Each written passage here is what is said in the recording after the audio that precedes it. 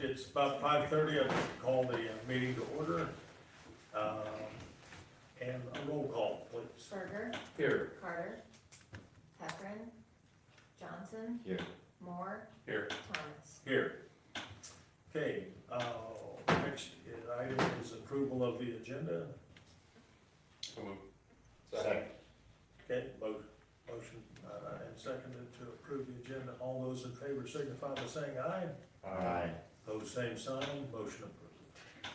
Receive and approve the transportation annual report. Okay, so I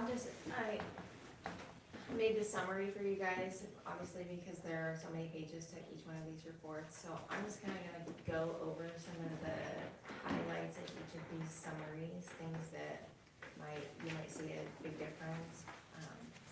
So if you'll notice for 24-25, we had a pretty significant increase in both activity yellow bus and activity suburban. I think you're in the document that's transportation comparisons, right? Yes, yeah.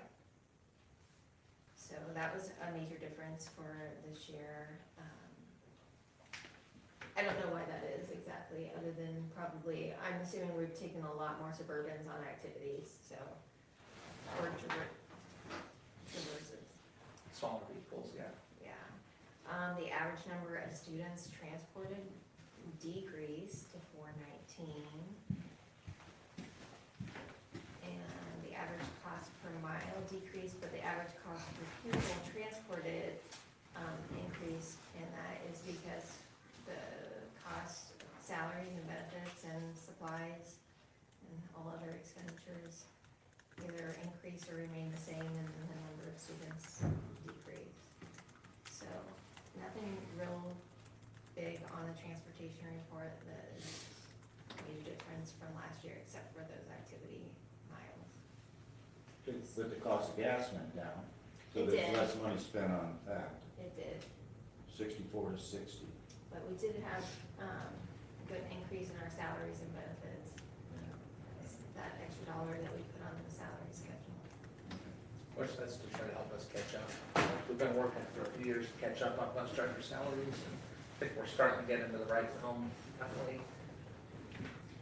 Does anybody have any questions on the transportation? I'll entertain a motion to approve. I make a motion to approve. Motion and second to receive and approve the transportation annual report. All those in favor signify by saying aye. Aye. Those same sign, approved. Item 4, receive and approve the local education agency certified annual report. Yeah, Once again, I'm on that car summary. yeah. Thank you. So for current assets, we're up on that. That includes cash, property tax receivables, any other receivables that we have. So that's obviously a good sign there.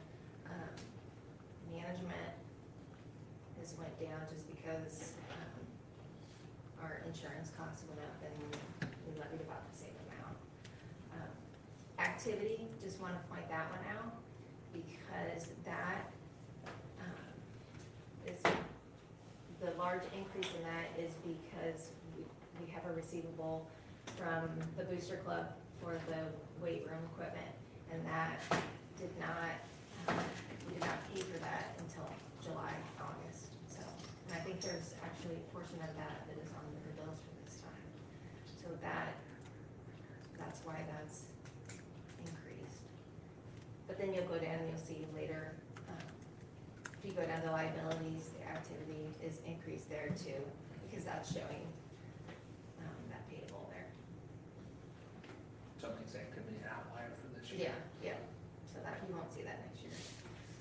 Save monies obviously are decreasing because the building is almost finished, so, over 2023 to 2024 is when we had, our bonds there. And now we're paying the project, so that's why the assets are going down. Liabilities, the activity, I explained that one, and then Apple, that's just, obviously, we just have some outstanding payable there that is just on the books for June 30th and we got paid in July, nothing significant. Deferred inflows is actually succeeding year property tax receivable, so that is actually what we are levying for next year. We have to book it. So this year, when we did our budget, if you remember, we went way down in management dollars because we had enough of a cushion there that we could do that for next year. But you have to put it on this year's books, so I know that doesn't make any sense. That was an attempt to try to still let our tax rate go down some, is what that was doing. So those are the major things that you guys have questions about. Nothing too significant that can't be explained, and if you have any questions, let me know. Can you explain on the nutrition, on the deferred inflows? Yes, since it is an enterprise fund, those are GASB 75 entries, and GASB 75 entries are for post-employment benefits. Since it's an enterprise fund, they would have to pay those. We have to book those for the nutrition fund. The general fund, GASB 75 entries are actually in Fund 9, which doesn't show up on the general fund assets. It's a totally different fund, but since the nutrition fund is an enterprise fund, we have to actually book it in the nutrition fund. Same for deferred outflows and inflows for nutrition.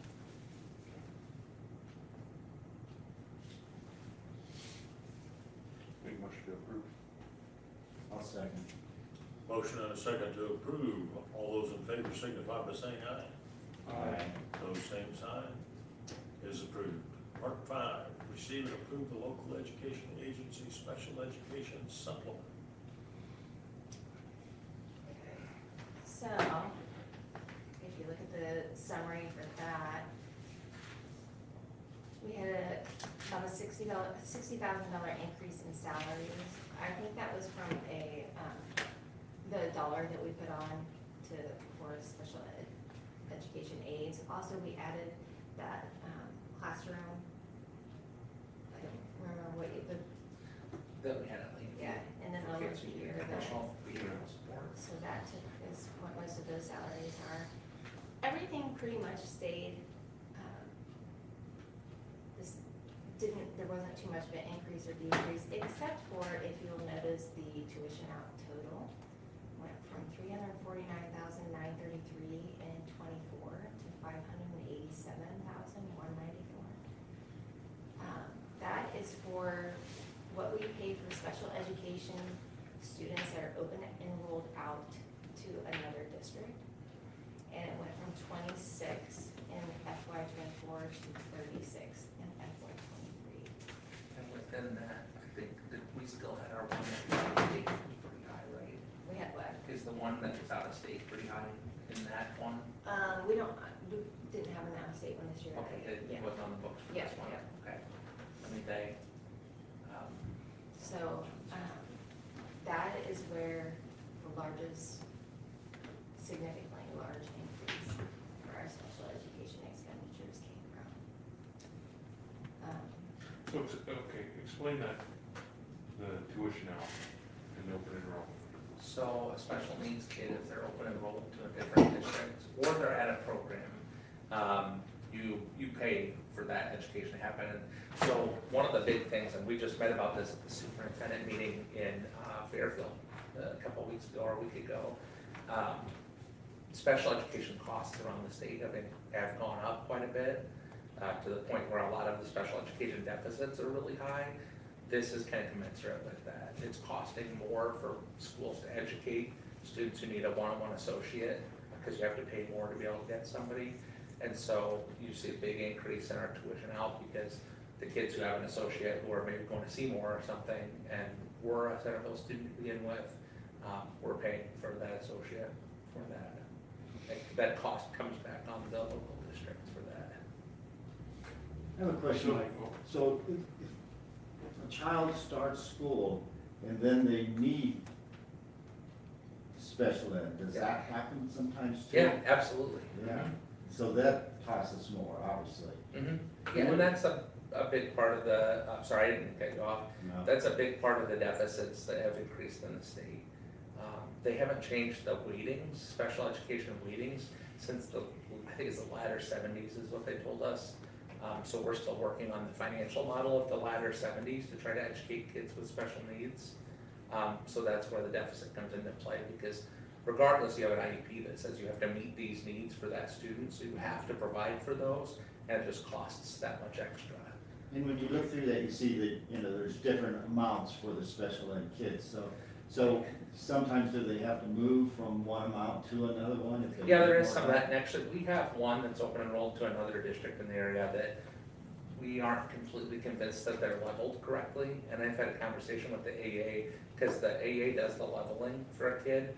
I've had a conversation with them that I think we really need to look at the model, because they'll usually determine, they have some sort of matrix that they use.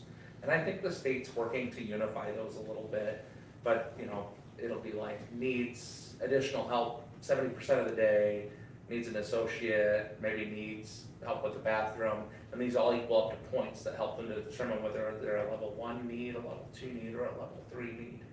And the one student that I kind of have in mind here has an exorbitant cost, but is a level 1 student.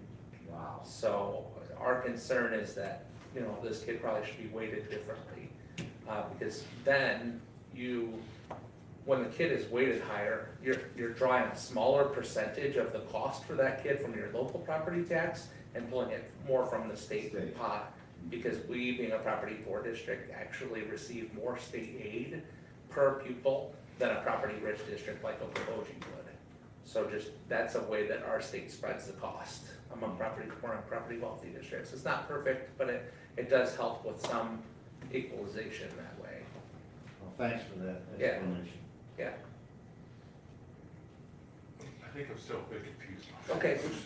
Okay, so if we have, so with the new rules and things like that for open enrollment, right? Yeah, So if they meet it by March or April or whatever. March 1, yeah. Right? And that student goes, a non-special education student goes to another district. Mhm. They get, that receiving district gets our money. We send them a check for the Okay. days that they're enrolled in that district, yeah. Okay. Okay, so, And then if they're a special education student, so if they're a regular student, we would send them a check for the 8,000, I'm just estimating there. right, Yeah, But if they're a special education student, and let's say they have a specific that costs them $20,000, then when they will bill us for that for that cost, 20,000. because we have to pay for the special ed students. but then see if this is working right in my head. Yeah. So then, when it comes time for our student count in October, Mhm. they're on their student count. Well, kind of. That They're on our They're student on count our as an open student enrollment count. student. So the state will actually send the state aid that we receive and levy to our local taxpayers. And then the money from our local taxpayers and the state aid we receive is sent out to that district. We become a pass-through for that student. That makes no sense.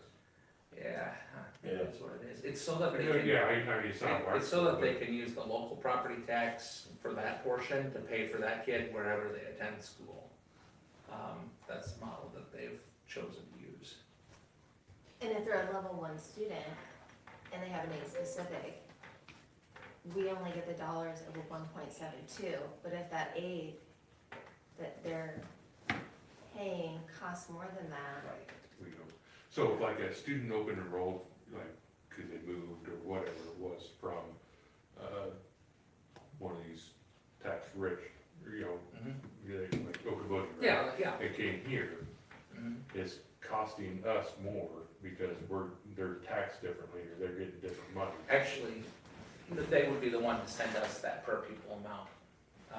for whatever. If they're a non-special education student, it'd be the 78, 50, or whatever it is.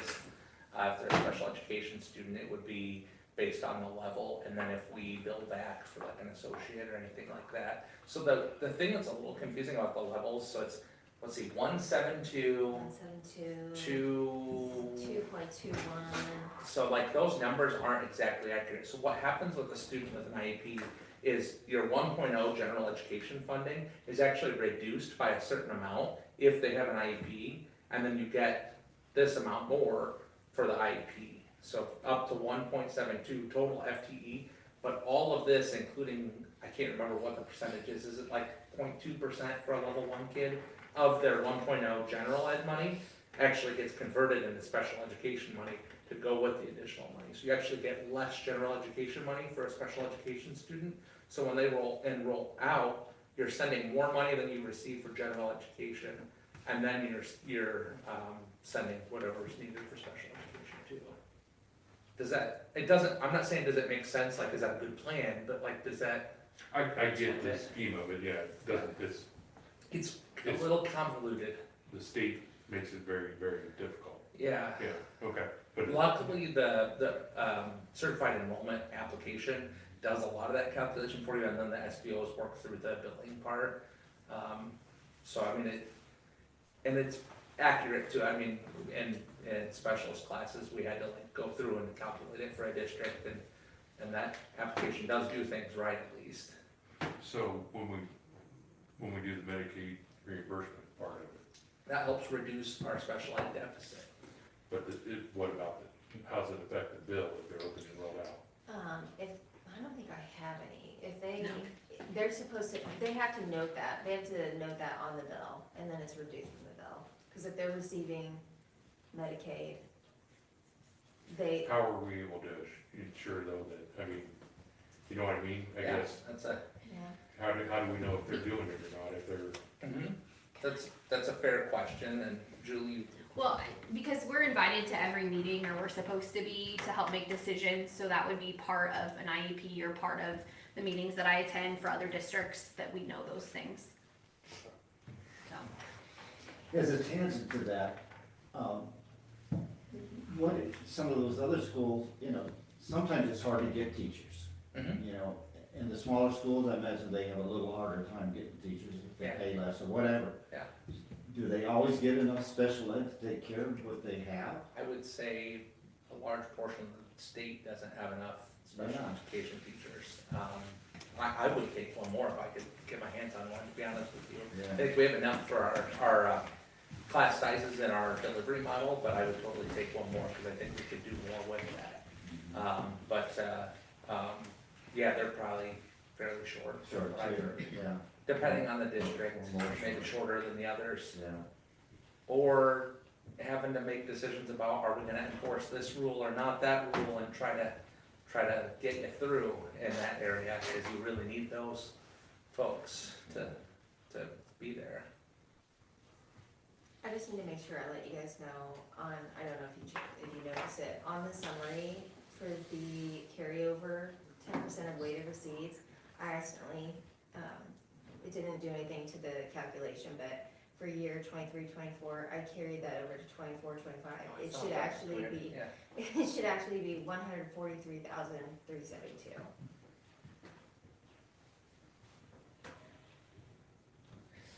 I would anticipate we'll see some adjustments in special education. The state is currently, there's a work group at the DE that's currently looking at categorical special education, which is like a lot of other states do, where it's not based on a discrepancy from your peers, but rather it's based on if you have a diagnosis in an area to receive an IEP. And there was discussion that Dave Gotten shared with us, where some people are looking at capping the special education deficit, and if your special need costs are higher than what you can get for that, then you'll just have to spend your general fund money on it, which I'm very nervous about that. That will cause a lot of smaller schools to maybe have to fall out. I also forgot to mention the contract services, non-tuition. We had to jump in that as well. That's our Yeah. Consortium, therapeutic classroom. Over at Blakeburg. Yeah.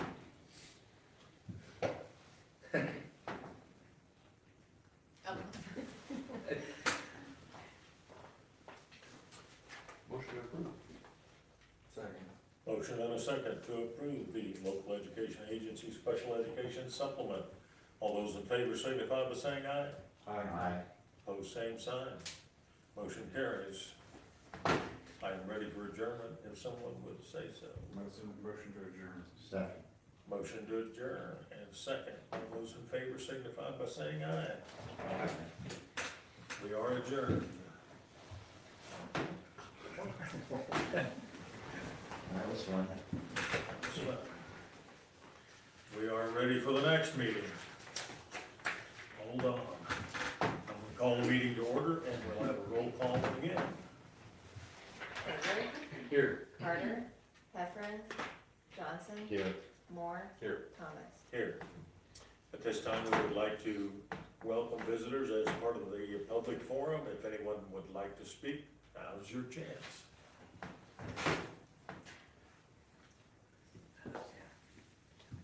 No, you're on. Okay. Are we Doesn't on the look- agenda? I have no idea.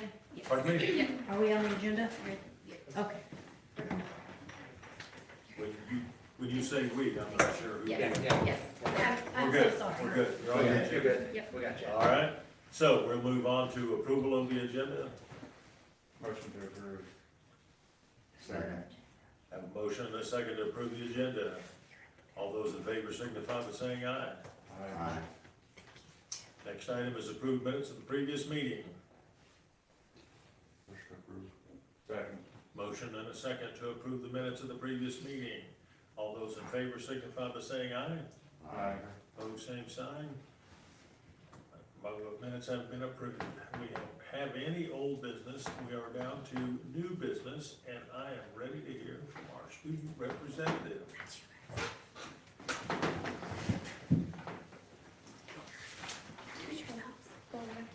All right. You're up. I'm Bryce Bruin, I'm a sophomore from CHS. My name is Jackson Joyner and I'm currently a junior from CHS and we're both student council members here today. So first of all, the football is doing very well. They're 7-0. Going to play PCM this weekend there. We also wanted to notify you guys that our marching band will be competing at state on Saturday. And that our homecoming went very well. Everyone was pretty happy with it. Student council was very happy with it. Mock trial, which is a club and a newer opportunity in our high school, will be starting soon. And the bowling information meeting will be this week on Wednesday in advisory. What kind of meeting? Just like whoever like is going to play or like try out, like go there and like talk about it. Oh, for the plays? Bowling. Yeah, for bowling. Bowling. Oh, okay, I didn't quite get it. Our speech club is also starting this week, so that's an exciting new thing. Mr. Wagner went on to the Chicago Marathon and ran very well, and his time qualified him for the Boston Marathon. So, yeah.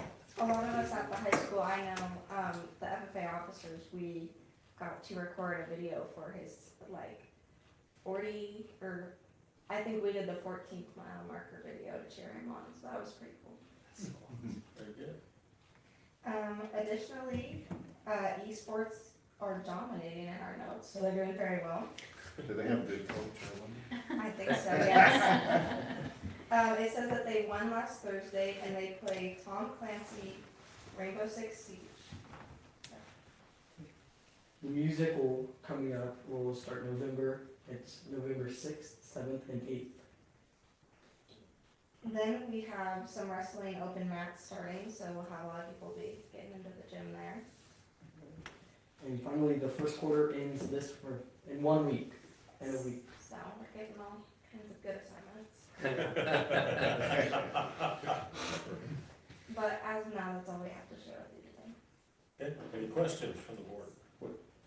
What about the state band? What is that kind of about? So I'm currently not in our marching band anymore as I had other priorities, so I stepped out of that.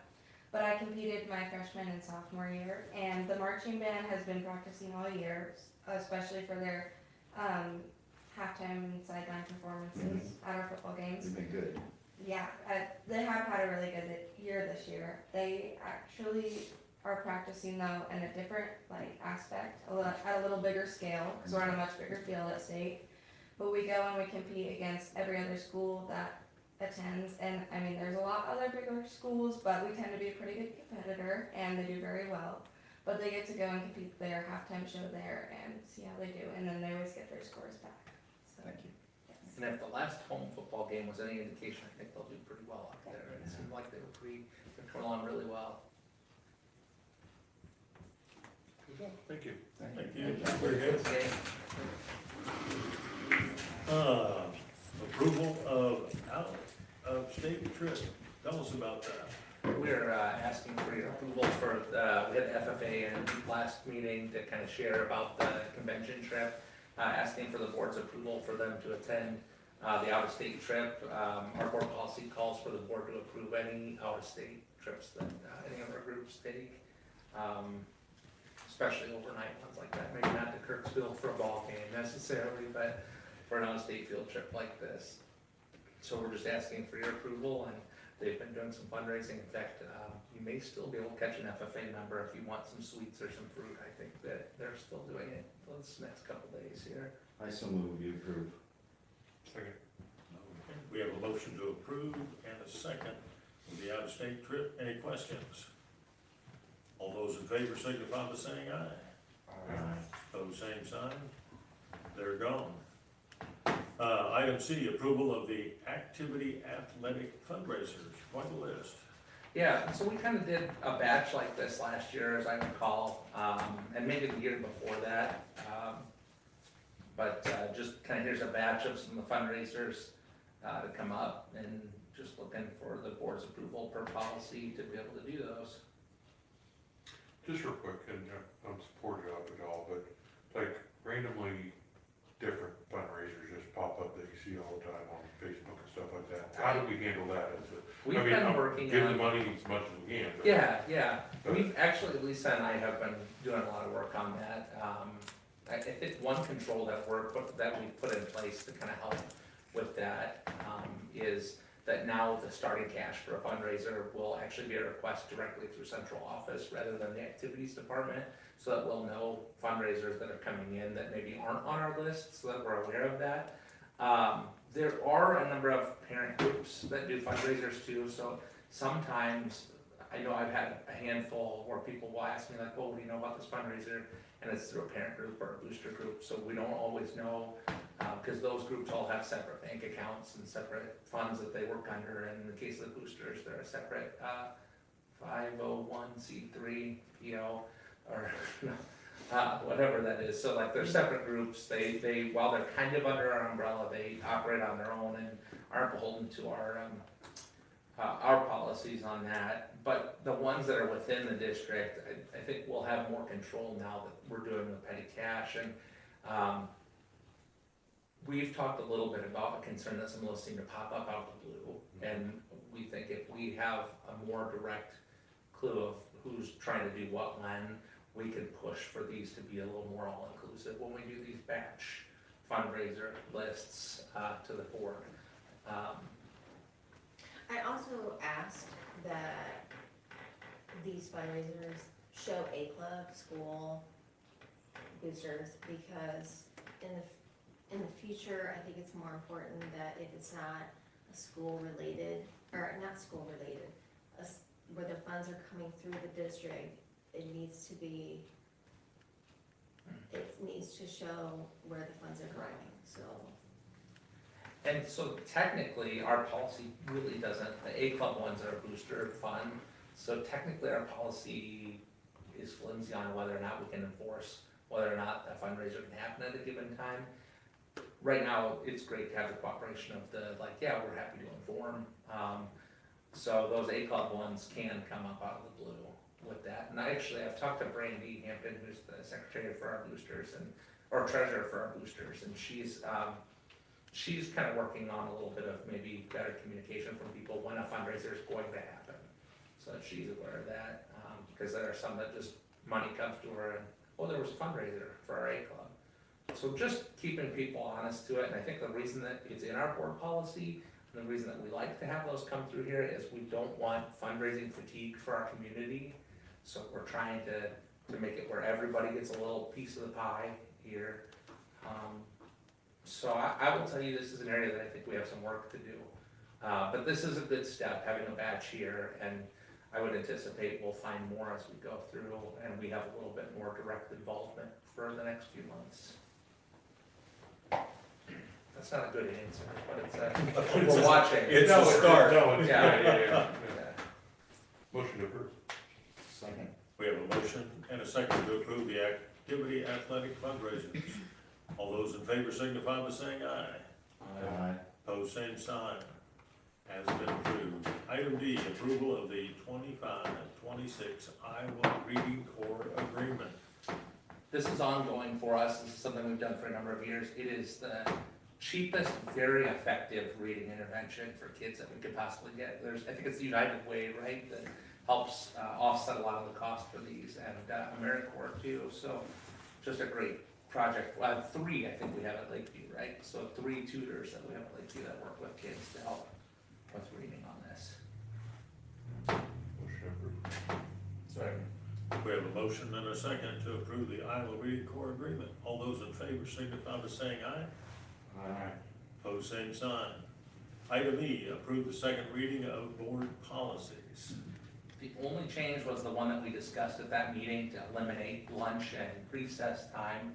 Not that it applies with recess, but to eliminate that bit in the cell phone policy since it's not required by law. And in practice, students are able to use their phone at lunchtime. I make a motion to approve the second reading.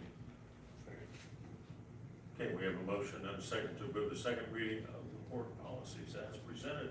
All those in favor signify by saying aye. Aye. Pose same sign. Item F, approve the first reading of board policies. So this is that catch up from the state changes that happened last year that we got right after I'd sent the last one out. It talks about ad hoc committees and some regulations for those. While we don't have a lot of standing committees right now, having the policy allows if we ever need to create one, and it keeps us in line with IASB. Some changes in the equal opportunity, nothing major, similar to the changes we made in the other forms and the other ones. Pretty standard changes in here. I don't think there was anything that stood out as really scary. I make a motion to approve. Second. Motion and a second to approve. Any questions or further discussion? There's quite a bit there. Seeing none, all those in favor of the first reading of board policies as presented, signify by saying aye. Aye. Pose same sign. Motion carries. Approve the emergency operations plan. Heather, if you wanted to scoot up to that, you'd be more than welcome. So Heather is here with us. She helped us to put together the new emergency operations plan. I have this out also to our emergency management agencies for final review and looking for the board's approval on it too, so we can start collecting signatures for this most recent one and update it with the Governor's Safety Bureau. There is a section, so some changes were made on how you communicate about this in recent law. There is a section below which that it says that this is not public information. And that's the stuff that actually like directly protects our kids. That's secret information for the sake that you don't want that in bad guys' hands. But really a lot of the rest of it is public knowledge. And Heather, I'll let you kind of take the lead because you've done a few of these if you want to kind of share what's important here. Sure, it's very good to meet you guys. My name is Heather Severson. A little bit about me, I work for Blacksburg Elementary in the EBF district. Also work for Homeland Security as public information officer, and on the side, I write emergency operations plans for schools. You don't like free time. I don't have any, I don't know what that is. So, Mr. Taylor and Mr. Moore very graciously worked with me, and the Centerville team worked with me on revamping the Centerville EOP, and I can tell you they were an absolutely awesome team to work with. Very highly invested in school safety, had a lot of great ideas and very engaged in our meetings. And out of respect for your time, I'm not going to probably define the entire 120-page document to you guys, but I'll summarize it as efficiently as I can. So basically what your school EOP is required by the state, and it has to be a high quality in EOP. So in a high quality EOP, we break that into two sections. The first section is based on policy. And that policy states that we know as school employees that we will have to act in a manner to help students and staff before public safety can reach us. And it defines our roles, it defines the roles of everybody, every stakeholder that is in that situation at that time, and tells us what we will do when that situation hits. In that policy piece, we also talk about resources that we have to work with, and just that structure that we're going to assume until we get public safety there to help us. The back half of that plan is the protected part that Mark was talking about, and it involves a little bit more detail in it. In an EOP, the first thing that we do is a threat and hazard analysis. We did this 5 years ago when the state first required us to have that document on file. And you tend to, at the state level, redo those about every 5 years because things change, not only in your communities, but also in your schools.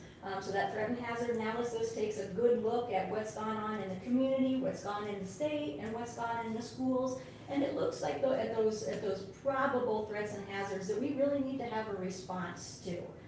So then we look at the demographics of the district, and that breaks down into student demographics. It looks at high-risk populations. It also looks at our buildings and what students are where and how that building operates during the day and what the infrastructure demographics look like. Then we further break it down into the responses. I'm happy to state that Mark and the team went to the standard response protocol training, and where was that? In Ankeny, I believe. In Ankeny this year. Was it? we were You're somewhere. It was a very nice. It was in Des Moines It was area. in Des Moines area, yes. Amen. And so that right now is a big initiative in the state of Iowa. It's from the I Love You Guys Foundation. And what it's done is it's given us a common set of common language, or something we've really struggled with for a lot of years, to have the same like terms in districts in terms of what we do when something happens. For example, so if I have a medical emergency in my hallway, so I have a student that gets hurt, and I need my kids to clear the hallway, what's that word that we use to do that? And in this case, with the I Love You Guys protocol, it's hold. So we move students into a hold, and that is something that we can train off of so that everybody in our buildings has that same common operating language. So then we detail, we take those threats and hazards that were pertinent, we detail what we're going to do, those steps when something happens, and then we can exercise against those things to make us better in our terms of our responses. It also involves a communications plan, because communications is a big piece of that response. It's a big messy piece a lot of times of those responses, because it has lots of working parts that don't always work real good. So that communications plan details out what we have to do in terms of the communications, of what resources we have available at the district level as well in terms of comms during an emergency. Recently this year, the state passed that we would put our cell phone policies into that communications plan. So that was a big impetus in redoing some of those plans, because we had to get those communications policies into those plans. Also has an exercise plan, and unique to Centerville, I'm very happy to say I was really excited about this, working with you guys. You actually have an emergency activities plan as well that's been done by your activities director, and it's a very nice plan. So we were able to put that in there as well to add to it, just to create a more robust plan. So not only do we have a plan now for you guys that works during the operational school day, but you also have a plan in place to work during activities. So any questions for me? That's kind of a big subject in a nutshell, but I've condensed down really tightly. I just kind of wondered, is this done with every school in the state? We all have to have an emergency operations plan on file. That was required by Iowa Code 2830. public and private schools? I am not sure about private schools, cause they they operate off of a little bit of a different thing. Okay. I They would don't, have they to don't research always have that. to do all the reporting. Okay. Yeah, Yeah, yeah. Okay. Heather, that's a good. this is you did a terrific job on this. I mean, although I've been involved in most of them, and you did a terrific job. Thank you, I appreciate that. So how does our plan compare to other schools? You have an awesome plan. Not just because I wrote it. But that did make it. So your plan, Centerville is unique in its threats and hazards, so I was able to work with Mike Lamb on this and with Mr. Moore, and we really sat down and were able to develop some really good responses, I feel, in terms of what you guys face, in terms of threats and hazards, that are very exercisable. And that's the key for me. When I'm writing these plans, I can write, sky's the limit. But it has to be something that's applicable to staff and students that they can exercise against. And I feel like Centerville is in a good place for that. It's a good plan. Well, it's certainly important. Any kind of accident or threat, we need to be ready for. Any other questions or comments? I entertain a motion. So move. Accept this plan. Second. We have a motion and a second to approve the emergency operations plan. All those in favor signify by saying aye. Aye. Those same sign. We're down to item H. Thank you very much. Thank you, guys. Approve the annual depository amount and bank. Every year, right? You see it there? Oh, go ahead. Motion approved. Second, we have a motion and a second to approve the annual depository amount and bank. All those in favor signify by saying aye. Aye. Pose same sign. Item I, approve the SBRC request for allowable growth and supplemental aid for negative special education balance. Timely, Get some money. very timely. So I put it in the same presentation that I've been doing for a few years. I'll just go through it quickly, because we went through part of it, obviously, with the summary. Let me get there. So on slide 3, it shows how special education is weighting. We talked about that. Level 1 is at 1.72, level 2 is at 2.21, and level 3 is at 3.74. And so there is the math that shows you the difference for those funding there.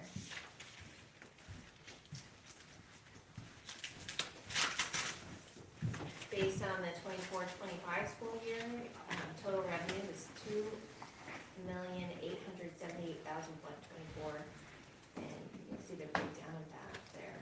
So we have mostly level 1 students, but we have several level 2 and level 3. Additional special education receipts we received this year were tuition and receipts from other districts, so this would be when they are opening, rolling in. Medicaid reimbursement, which was up from last year, and Part B funding, which we get every year, that's a grant. And then the TSS amount that is put into special education, just as a formula. Our expenditures, we went through those, salaries and benefits, supplies and equipment, travel. The non-tuition contracted services is what we pay to EBF. Transportation, that's calculated through the car. There's a certain percentage that goes to transportation based on how many special education students we have. And then the tuition out expenditures, which we talked about that as well. And then the general program percentage, that is also calculated by the DEE. We have 0 carryover this year. We actually are going to be asking for the $415,763.20 for our special education deficit. Some deficit history. We actually went up by almost $100,000 from last year, and the biggest portion of that was from our tuition out in our EBF. So the next slide just kind of talks about the school budget review committee and why we were asking for that deficit. And the unspent authorized report, which we're gonna go over next month, we'll have that ready next month. Just kind of shows you if you have a positive balance and if you have a deficit. It looks kind of small, I'm not sure you guys can actually see where it goes on the spending authority calculation. And then there's some FY '24 special education balance comparisons with some districts in the area. Just to give you an idea of where people are at. 298 out of the 325 school districts ended the year with a deficit in FY '24. And all of those districts requested allowable growth with the SBRC. So we are requesting that the board approve to seek authority from the school budget review committee for the allowable growth and supplemental aid in the amount of $415,763.20 for special education deficit. So that money, we ask that, does that go through, since the ADA charges the special ed, we ask that through the ADA and they supply it, or does No. it go directly to the? So actually, they don't give us money, they give us authority, and then they allow us to levy for the money, to pay for the costs for special education. So they don't actually give us any cash for it, they just give that like imaginary number that you can spend up to. Okay.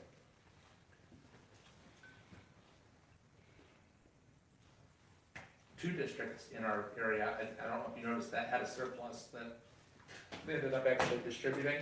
I happen to have been a part of one of those districts at one point, and that largely in that district was based on the inability to find staff. And at a lot of points where they just couldn't staff enough for the number of special education students and the leveling that they had there. I don't know if that's true for the other one there, but it's kind of a weird deal. Right? So actually, their taxpayers are distributing $700,000 from that district to the state to distribute to other districts. I make a motion to approve that, to ask for that money. We have a motion and a second to approve the request for allowable growth and supplemental aid. All those in favor signify by saying aye. Aye. Opposed, same sign. Motion carries. Approve the SBRC request for allowable growth for English learners excess costs. Not a large amount, very similar deal. The cost was higher than the amount received, and this just allows us to recoup some of that. Motion approved. Second.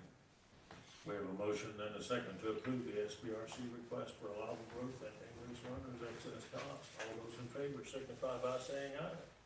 Aye. Opposed, same sign. Motion carries. We are down to page 2, item K, approve the personnel business procedures. Among them is the most qualified volunteer middle school girls basketball coach ever, I think. Hey, Coach, you're on. Hey, she's got me whooped. I don't know about that.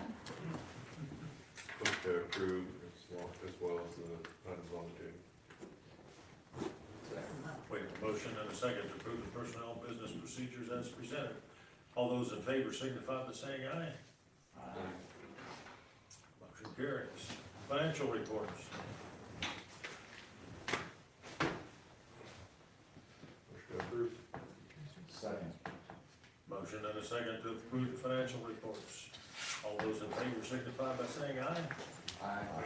Those same sign. We are ready for closed session. You guys, I think you're kind of ready.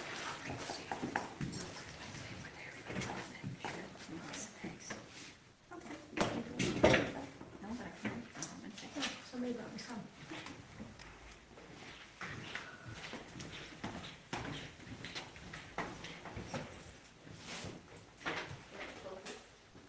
I'll show you. Okay. They get that one vote together? Yeah, we have to vote on closed session.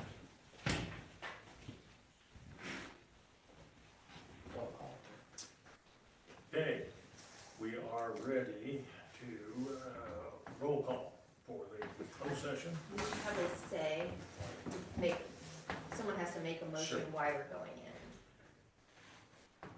The language there on the, Yeah, on the agenda. so someone can make a motion and read that language. I'll make a motion to go into closed session to review or discuss records which are required or authorized by state or federal law to be kept confidential pursuant to Iowa Code Section 21.5 sub 1A. Roll call vote.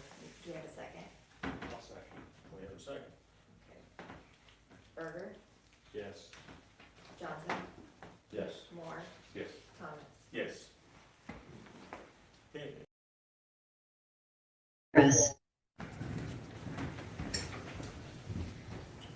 Okay, we are out of closed session, back to regular session. I make a motion to deny the late open enrollment application for endoscopy. I second that motion. We have a motion and a second. All those in favor signify by saying aye. Listen, I have a roll call Oh, here. roll call, Yeah. excuse me, that's right. Burger, Let me hear this question. A motion to deny the open enrollment request. The late open enrollment request. Yes, to deny. okay. Johnson, Deny. Moore, Yes. Thomas. Yes, deny.